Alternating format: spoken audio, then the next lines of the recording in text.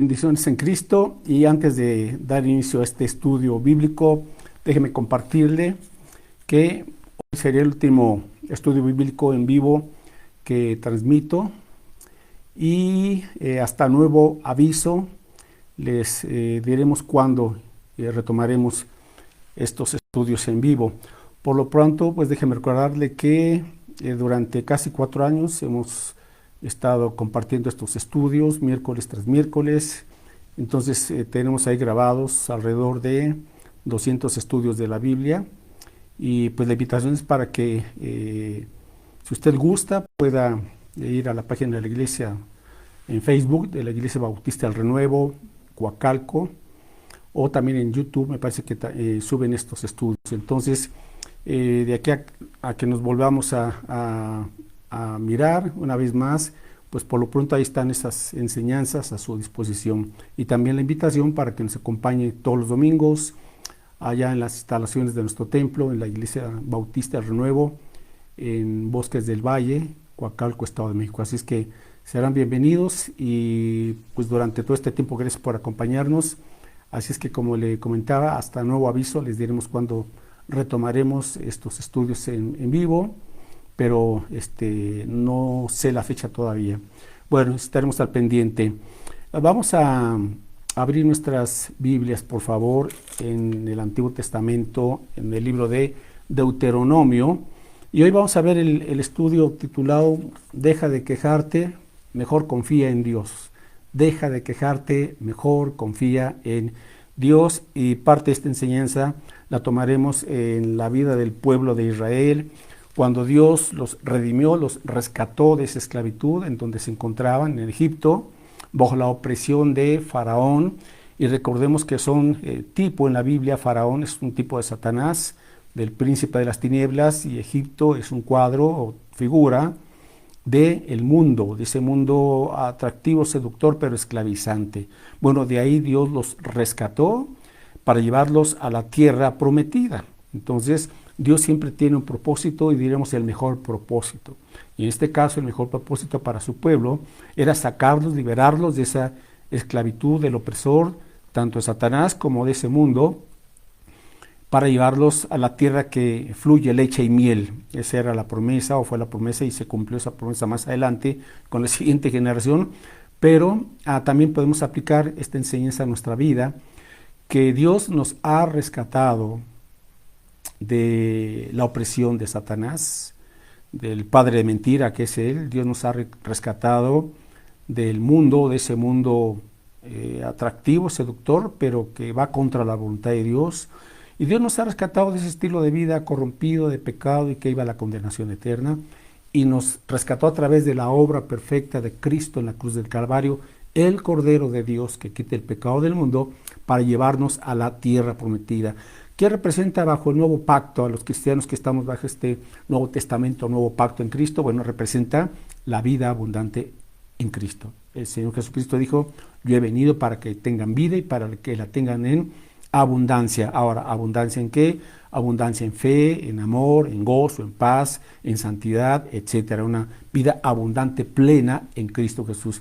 Y ese es el propósito de Dios también para nosotros el día de hoy. Ahora, solamente que el pueblo de Israel tuvo que atravesar por el desierto, y ese era parte del plan de Dios para probarlos, ¿verdad? Para que ellos supieran lo que había realmente en su corazón. Bueno, si usted ha leído esta historia, busque Deuteronomio 1, capítulo 1, versículo 19, del 19 al 21. Deuteronomio 1, del 19 al 21. Y aquí está hablando Moisés, le está hablando al pueblo, y les dice: y salidos de Horeb anduvimos todo aquel grande y terrible desierto que habéis visto, por el camino del monte del Amorreo, como Jehová nuestro Dios nos lo mandó. Y llegamos hasta Cades Barnea. Entonces os dije: habéis llegado al monte del Amorreo, el cual Jehová nuestro Dios nos da. Mira, Jehová tu Dios te ha entregado la tierra. Sube y toma posesión de ella, como Jehová, el Dios de tus padres, te ha dicho. No temas ni desmayes. Entonces, esta es la promesa del Señor: llevarlos para que ellos tomaran posesión de la tierra prometida. Sin embargo, ellos en esta travesía del desierto, comenzaron a quejarse una y otra y otra y otra vez, porque cuando no tenían agua, cuando no tenían alimento, cuando tenían calor o cuando estaban en plena oscuridad por atravesar ese desierto. Sin embargo, Dios siempre les proveyó y de manera abundante, de tal manera que Dios no los abandonó, Dios no los dejó, pero ellos fueron constantemente rebeldes, se quejaron una y otra vez. Bueno, y vamos a aprender estas lecciones, que creyente no puede ser una persona quejumbrosa, ¿verdad? Sí, hay ocasiones difíciles, puede salir de nuestros labios o nuestros corazones alguna expresión de desagrado, de queja, etcétera, pero no puede ser el estilo de vida del creyente que por cualquier desavenencia, por cualquier dificultad, por cualquier traba, por cualquier problema, nos estemos quejando, ¿verdad?, de las circunstancias, que a fin de cuentas puede ser más bien una queja contra Dios, ¿verdad?, porque esperamos una vida fácil, sin desafíos, sin salir de nuestra cómoda rutina, etcétera, etcétera, pero Dios ha preparado aún estas adversidades en su soberanía y en su sabiduría para enseñarnos a pelear la buena batalla de la fe. Así es que esto fue lo que le sucedió al pueblo del Señor, al pueblo de Israel, quejándose y quejándose y quejándose, pero Dios les había prometido darles esa tierra que fluye leche y miel. Sin embargo, ellos no solamente dudaron, sino que fueron incrédulos, ¿verdad? La duda puede ser temporal, pero a fin de cuentas, bueno, Señor, ayúdame, ¿verdad? Como ese padre cuando Jesús liberó a su hijo, Señor, ayuda a mi fe, ¿verdad? Y es lo que hace el Señor cuando en un momento dado podemos estar dudando, bueno, pero le rogamos que nos ayude y el Señor nos fortalece y en su gracia superamos esa duda. Pero la incredulidad, cuando ya se arraiga en la mente y en el corazón, y en este caso pues de un hijo de Dios, es algo lamentable, porque no debiese ser así. Pues este fue el caso del pueblo del Señor, de Israel, que se volvieron incrédulos más allá de la duda y se convirtieron en un pueblo rebelde. Pero Dios les dijo a través de Moisés: no temas ni desmayes. Entonces, en esta vida, Dios tiene ese plan para nosotros, sus propósitos perfectos y que son lo mejor y que están en la Escritura, los cuales tenemos que ir nosotros descubriendo. Y ahí están. Y en este mundo, bueno, pues vamos, que es un mundo caído, ¿verdad? Todavía no estamos en el cielo o en el paraíso, pero mientras vamos aquí en este peregrinaje rumbo a nuestra patria celestial, que nuestro Señor Jesucristo fue a preparar para cada uno de sus hijos. Bueno, mientras estamos aquí, tenemos que entender, como Jesús dijo: en el mundo tendréis aflicción, y diversos tipos de aflicción. Pero Él dijo: pero confiad, ¿verdad? Yo he vencido al mundo. Y su victoria es nuestra victoria, porque estamos en Cristo. Y ese es el punto: aprender cada día a confiar en el Señor, a depender de su victoria, ¿sí? Y experimentar cómo el Señor nos fortalece, nos purifica, y aunque haya nuevos desafíos, y de eso se trata la vida, ¿verdad? Nuevos desafíos. La vida del creyente es una vida de fe, cada día, de fe en fe, de fe en fe, en fe, mientras Dios va usando estas adversidades para transformar nuestro carácter a la imagen y semejanza de Jesucristo, su Hijo. Bueno, pues resulta en esta historia bíblica que el pueblo tuvo la brillante idea de decirle a Moisés: bueno, Moisés, a ver, antes de entrar a esta tierra de Canaán, ellos sabían que había enemigos y Dios pues se los había advertido, pero ellos iban a vencer a esos enemigos.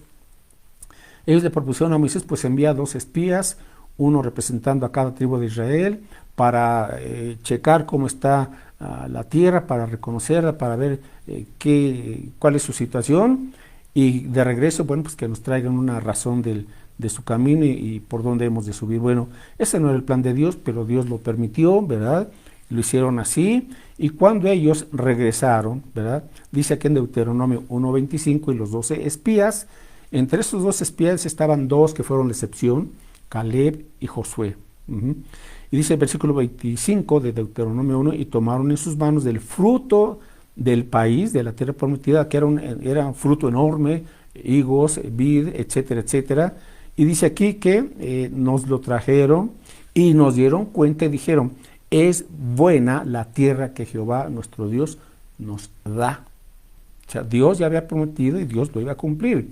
Y tan así que entonces ellos llevaron ese fruto, esos frutos, para que se percataran pues de la idoneidad y de que era buena tierra, efectivamente. Verso 26, sin embargo, ¿verdad? Y aquí viene el pero, sin embargo, no quisisteis subir a poseer la tierra prometida. Antes fuisteis rebeldes al mandato de Jehová vuestro Dios. Entonces ya aquí nos está dando la raíz del problema. Se rebelaron, no quisieron subir, ¿verdad? Sino que fueron rebeldes al mandato del Señor. Bueno, el Señor nos manda aquí, en este mundo, ¿sí?, representarle, ser sus discípulos, vivir bajo la dirección, bajo la sujeción de Cristo Jesús, y el Señor nos dice, vas a este lugar, vas a hacer esto, porque nos lo muestra en su palabra y por su Espíritu Santo. Pero, hermanos, ¿qué es lo que hacemos muchas veces? Bueno, pues igual que el pueblo de Israel, no queremos, ¿verdad?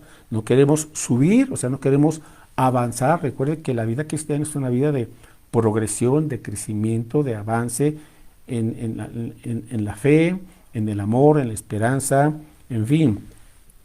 Y no quisieron, y a veces tampoco nosotros queremos, y nos volvemos, la verdad, rebeldes.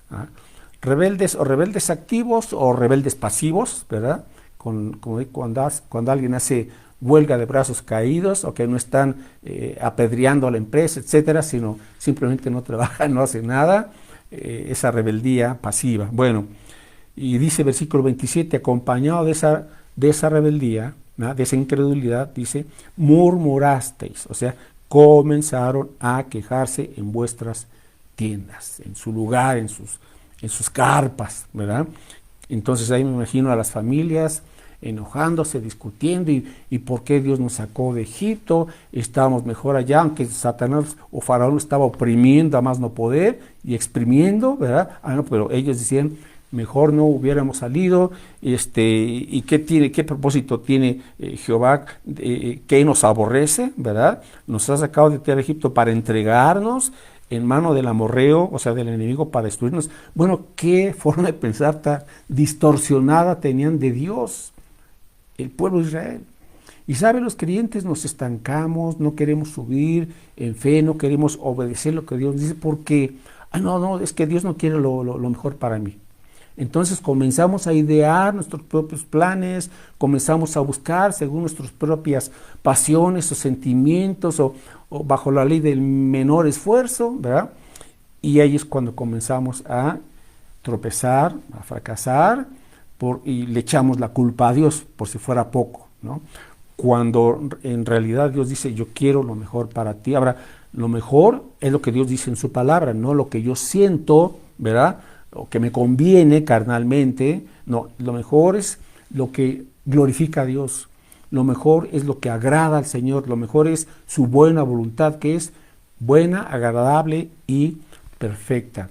Bueno, pero el problema entonces es cuando alguien se malacostumbra a quejarse por una enfermedad, por una crisis económica, por sus deudas, por un problema familiar, por el ámbito laboral, por el tráfico, por la escuela, que las materias son difíciles, los jóvenes se quejan porque no está su novio o su novia cristiana, ¿verdad?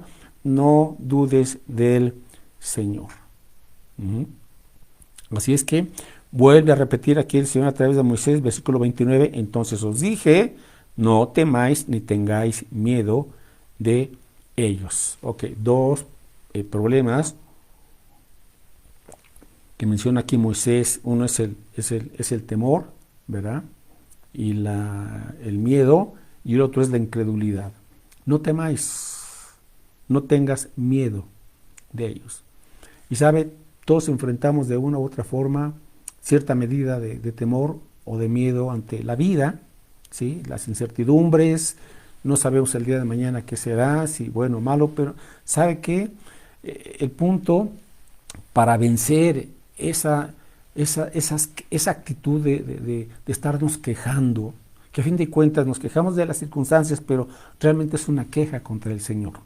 Cuestionamos su bondad, cuestionamos su sabiduría, su justicia. No, el punto es entonces que yo tengo que entender bien y renovar mi perspectiva de quién es Dios. ¿m?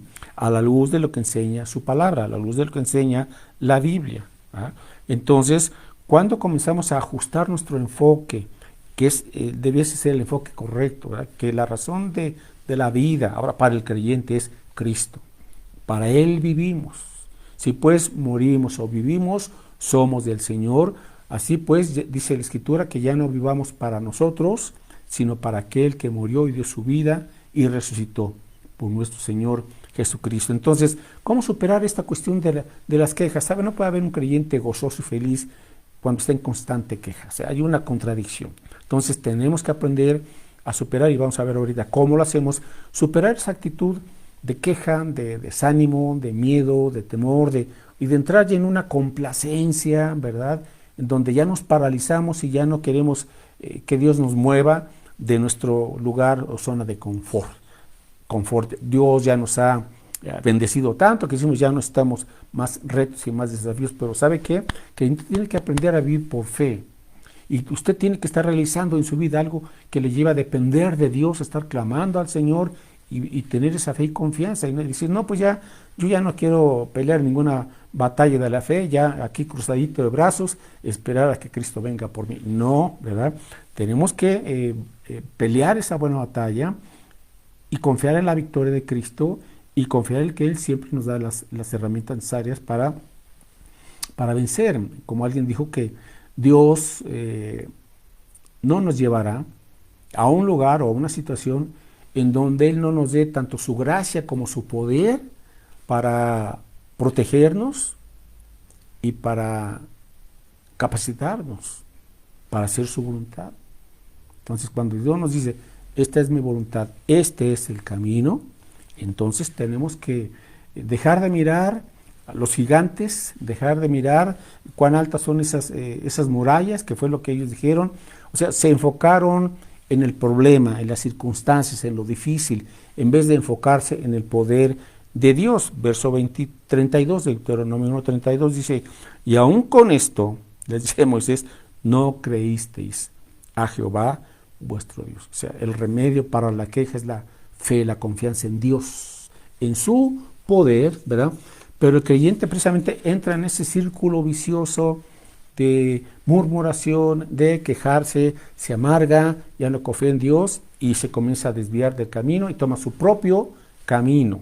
¿Por qué? Porque se ha olvidado del poder de Dios, de la gracia de Dios. Esto es lo que le pasó a los israelitas. Entonces, busque por favor el Salmo 78. Salmo 78, verso 11.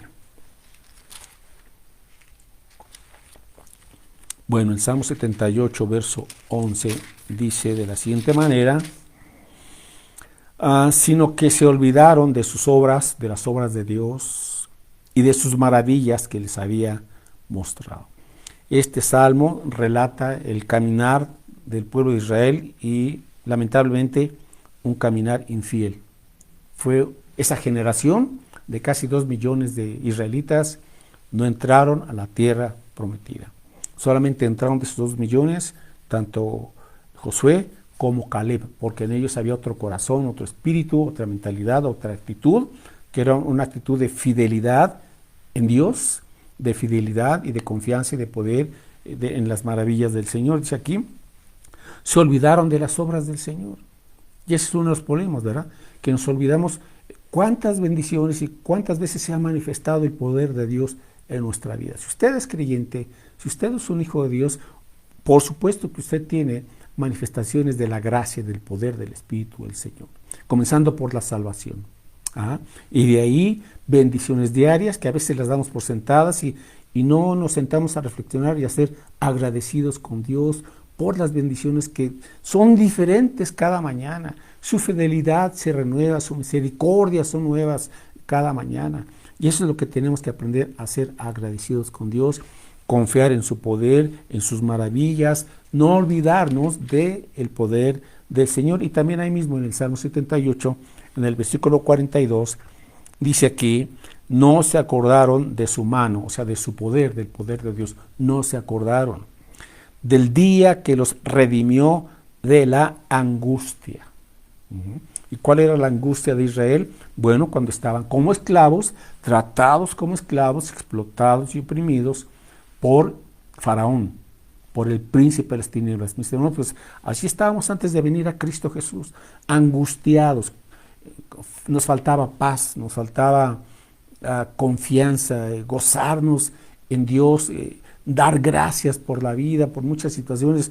No, ¿verdad? Estábamos en angustia, todo nos preocupaba, todo nos angustiaba, todo nos afanaba, todo nos quitaba la tranquilidad, estábamos de mal humor la gran parte del día, en fin. Pero el Señor nos redimió. Dice, no te olvides del día en que Dios te redimió de tu angustia y de la angustia del pecado, de la angustia de tu propia maldad, ¿verdad?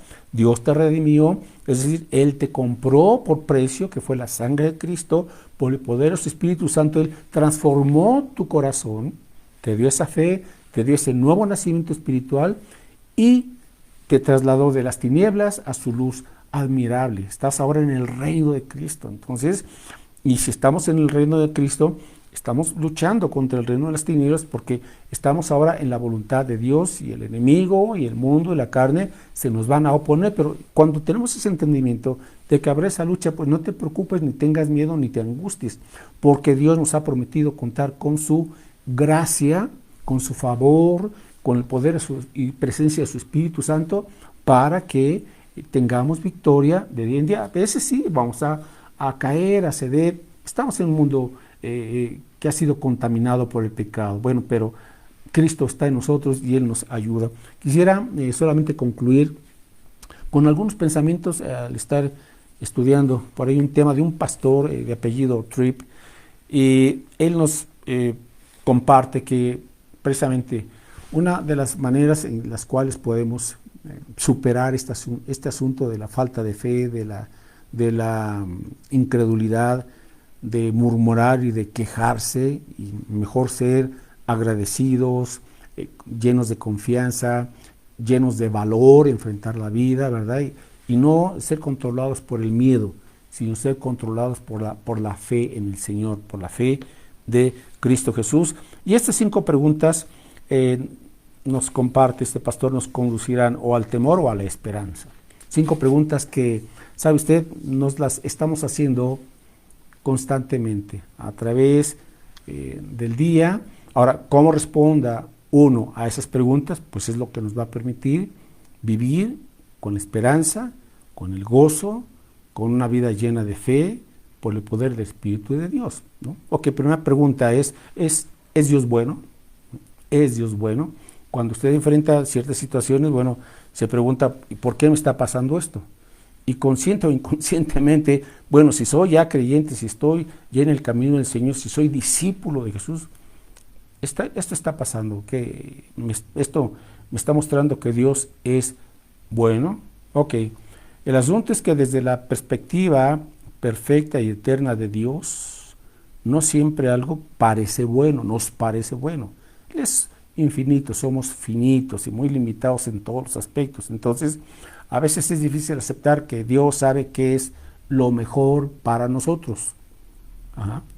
Pero si confiamos en que Dios es nuestro Padre Celestial y Él da buenas cosas a los que le piden, ¿okay? A veces esas adversidades son parte de su plan. Así es que en vez de estar cuestionando, tenemos que entender que Dios puede utilizar las dificultades para algo bueno en nuestras vidas, y por eso nos resulta difícil confiar en su plan, porque pues pensamos que, bueno, ya soy creyente, entonces nunca voy a tener dificultades en la vida, nunca voy a tener necesidades económicas, nunca vamos a enfrentar enfermedades, nunca habrá problemas en la familia, en el matrimonio, no. Habrá esas situaciones, ¿verdad? Pero Él ha prometido darnos su paciencia, su sabiduría, y poder y gracia para vencer. Entonces, si nos estamos quejando, pues estamos dudando de la bondad de Dios. Y es lo que Satanás quiere. Pero Dios es bueno. Y Él tiene que ser el centro y el enfoque y ver a la luz de la Biblia lo que para Dios es bueno. Ahora, nosotros pensamos que lo bueno, desde un punto de vista muy terrenal o muy personal o muy convenenciero, ¿verdad? Pensamos que lo bueno es aquello que es cómodo, Hay aquello que es predecible, que es placentero, que es natural y obviamente fácil, ¿no? Pensamos que esa es la buena vida, pero ¿sabe qué? Ese no es el asunto. Tenemos que comprender que hay un plan perfecto del Señor y que Él ya nos ha puesto, ya ahora para los que estamos en el nuevo pacto en Cristo, ya estamos en Cristo, en la buena tierra que fluye leche y miel. Es decir, Él nos da todas las virtudes de Jesús para enfrentar la vida y esos momentos difíciles que la verdad todos los tendremos que atravesar. Así es que déjeme preguntarle, ¿está usted enojado con Dios? ¿Se siente usted desilusionado con Dios? Pues el problema no es Dios, el problema está en nosotros. Entonces, si usted reconoce que está enojado con el Señor, o está de rebelde o de incrédulo, pues pídale perdón, arrepiéntase.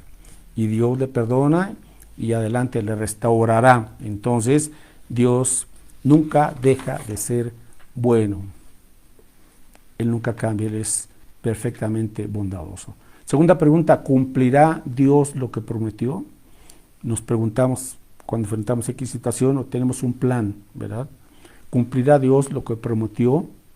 Bueno, Dios nos ha dejado preciosas y grandísimas promesas, de acuerdo a 2 de Pedro, capítulo 1, versículos 3 y 4, preciosas y grandísimas promesas, y los creyentes tenemos que anclarnos a esas promesas de Dios.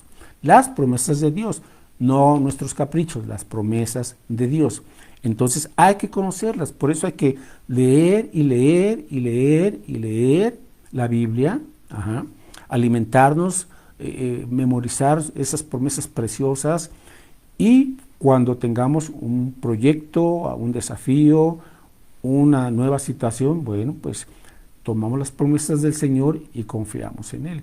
Jehová es mi pastor, nada me faltará. En lugares de delicados pastos me hará descansar, junto a corrientes de aguas confortará mi alma, etcétera, etcétera. Entonces hay cantidad de promesas, ¿verdad? Pero tenemos que anclarnos a esas promesas del Señor, las cuales renovarán la esperanza diaria, la esperanza en el Señor. Entonces, cuando no tenemos ya confianza en las promesas de Dios, ¿saben lo que nos sucede?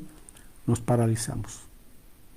Nos paralizamos porque nos gana el temor, ¿verdad? Dice Proverbios que el temor es como una cuerda que nos ata y ya no nos permite salir de cierto circulito, pero ¿cómo se rompe? Una vez más, conociendo y creyendo las promesas de Dios. Ok, la siguiente pregunta número 3, ¿está Dios en control? ¿Está Dios en control de este lugar, de esta situación, de esta persona? En fin, Dios es soberano, es lo que tenemos que aprender los creyentes, que Dios es soberano, que Él está en perfecto control de todo el universo, de este mundo, de todas las naciones, de nuestra propia vida, en fin. Ahora, eso no significa que no haya problemas. Bueno, los problemas Dios los previó, ¿verdad? Él sabía que iba a haber situación porque la libertad que Dios nos ha dado, pues tiene que enfrentar lo bueno o lo malo y decidir, ¿verdad? Si vamos a amar al Señor o si vamos a ser rebeldes. Por eso es esa libertad que Dios nos ha dado, por entender que a fin de cuentas Él cumplirá todo lo que Él ha decretado, Dios, todo lo que Él ha prometido, porque su control es soberano y Él es perfecto y su control implica un cuidado, implica su sabiduría en nuestras vidas. Y aunque Dios no envíe o Dios permite, ¿verdad?, ciertas circunstancias, pero sabe, no podemos permitir que las circunstancias adversas o difíciles nos digan quién es Dios. A veces un accidente, una situación complicada con alguien, ¿verdad?, que no entiende, que parece que tiene duro el corazón como una piedra, a situaciones que humanamente decimos, no, ¿cómo es posible, verdad? Si tú eres Dios, ¿por qué esto, por qué aquello? Y esos pues son los pretextos de los ateos, ¿no?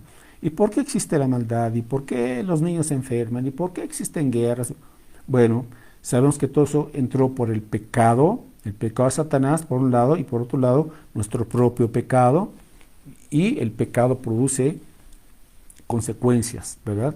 Obviamente malas, y que perjudican al ser humano, a las familias, a los matrimonios o a la sociedad entera y aún a las naciones. Sin embargo, en su plan perfecto Dios permite todo esto, ¿verdad?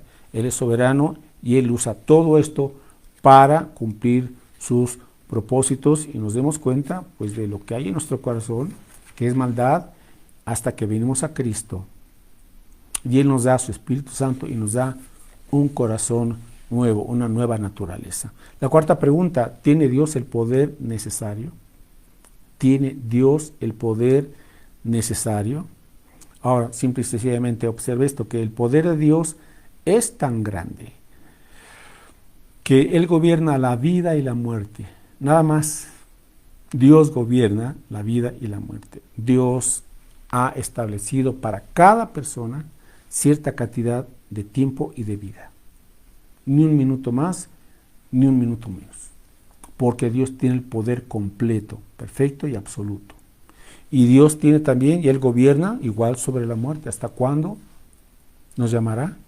Y dejaremos esta vida.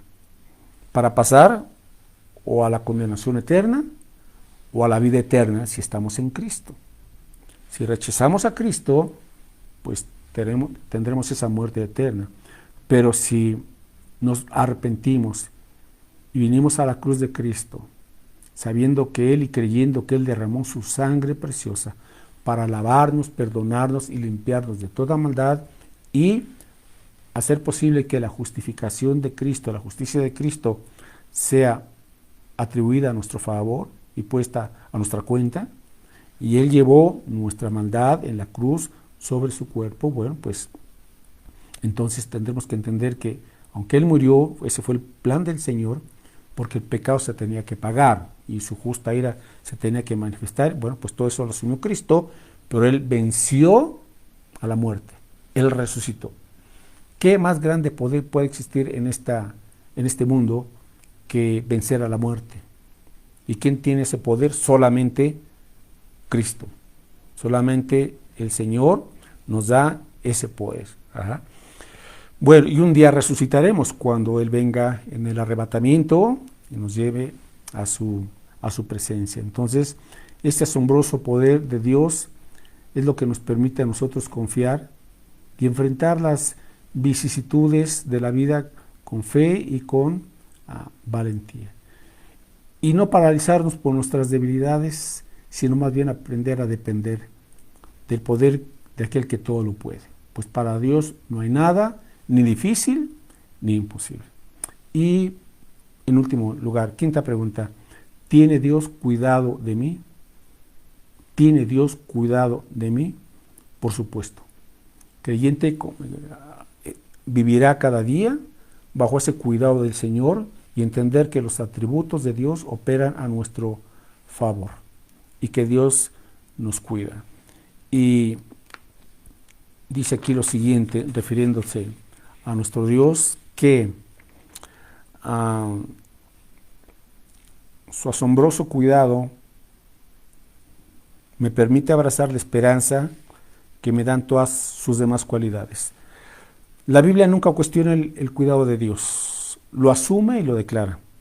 Te confronta con la naturaleza de su misericordia, amor, paciencia, gracia, ternura y fidelidad. Dios es el Padre más amoroso. Él es el único amigo que es completamente fiel. Es el que permanece más cerca que un hermano. Él nunca te abandonará. Él es el que no te envía si no va contigo. Él es tu protector, guía, defensor, maestro, salvador y sanador. Él nunca se burla de tu debilidad, sino que te fortalece. Nunca utiliza tu pecado contra ti, sino que te otorga el perdón. No tiene favoritos y nunca se da por vencido contigo. No se agota ni desea renunciar. Dios nunca es desleal. Su cuidado es tan asombroso y completo que nada de lo que experimentes en tu vida se le compara. Él tiene cuidado de ti. ¿Qué hay de ti? ¿Atraviesas tiempos de desilusión y quejas porque te has permitido dudar de su cuidado? El tamaño de tu esperanza es directamente proporcional al nivel de tu asombro por el cuidado de Dios. Nos quejamos demasiado no porque tengamos problemas a nivel horizontal, sino porque tenemos un problema vertical. Solo podrás tener gozo cuando el asombro de Dios gobierne tu corazón, y lo tendrás aunque otros te decepcionen y aunque la vida sea difícil. Esa confianza en Dios significa que tu corazón se llenará reconociendo la bendición más que la necesidad. Serás maravillado diariamente por lo que se te ha dado, en lugar de sentirte perturbado constantemente por lo que crees necesitar. Esa confianza en Dios produce gratitud. La gratitud infunde gozo y el resultado del gozo es el contentamiento. Bueno, pues hasta aquí concluimos este estudio bíblico y pues gracias por acompañarnos todos estos, bueno, si nos ha acompañado durante estos meses o años. Bueno, y como les compartí, más adelante, no sé cuándo, pero les anunciaremos otros estudios en vivo. Por lo pronto les digo, ahí tenemos en la página de Facebook de la Iglesia Bautista del Renuevo, Coacalco, casi 200 estudios bíblicos, o también en YouTube. Bueno, pues la invitación, acompañen los domingos en el Renuevo, 12 del día, con su familia, Dios les bendiga, una feliz Navidad en Cristo, estamos a unos cuantos días, y un año de victoria en el Señor, fortaleza en Cristo, su paz, su gozo, y que ande usted en el camino, en la buena voluntad de Dios, y recuerde, como siempre, comparte el Evangelio a tiempo y fuera de tiempo. Bueno, pues bendiciones y hasta luego.